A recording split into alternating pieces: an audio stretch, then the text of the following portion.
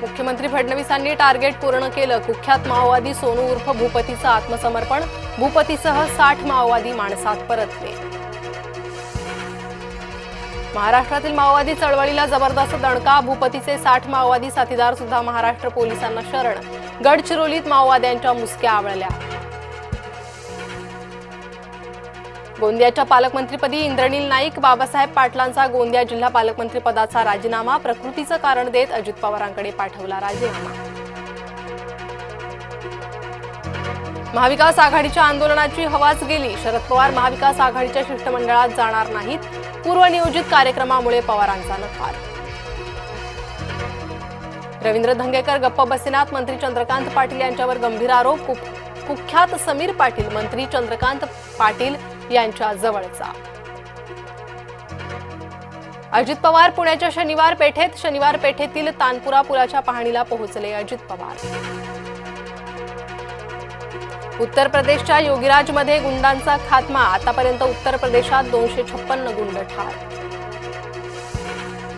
मनसेची पणती उद्धव ठाकरे पेटवणार। मनसैनिकांमध्ये उत्साह। मनसेच्या दीपोत्सवाला उद्धव ठाकरे उद्घाटक।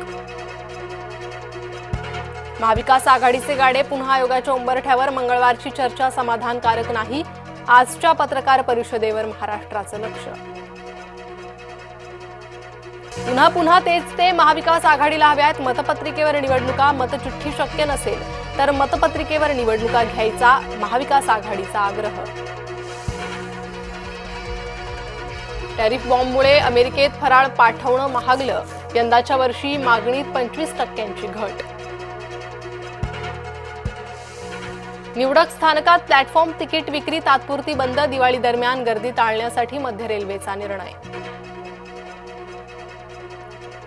जैसलमेरमध्ये शोककळा। प्रवासी बसला आग। 20 जण ठार। बस दुर्घटनेत 16 जण गंभीर जखमी। आंदोलनाआधीच महाविकास आघाडीत मतमतांतर। काँग्रेस प्रदेशाध्यक्षांना राज ठाकरेंची सावली सुद्धा नकोशी। कॉम्रेड गोविंद पानसरे हत्या प्रकरणी तिघांना जामीन। वीरेंद्र तावडे, अमोल काळे, शरद कळसकरांना जामीन मंजूर। राम शिंदेंनी घायवळ प्रकरणातील आरोप फेटाळले। शिंदेंकडून रोहित पवार यांच्यावर टीका। पासपोर्ट राज्य सरकार नाही तर केंद्र सरकार देत असते। राम शिंदेंच्या आरोपांनंतर रोहित पवारांचा पलटवार। मुंबई झोपडपट्टी मुक्त करण्यासाठीच क्लस्टर योजना आणली। मुख्यमंत्री देवेंद्र फडणवीसांचं वक्तव्य।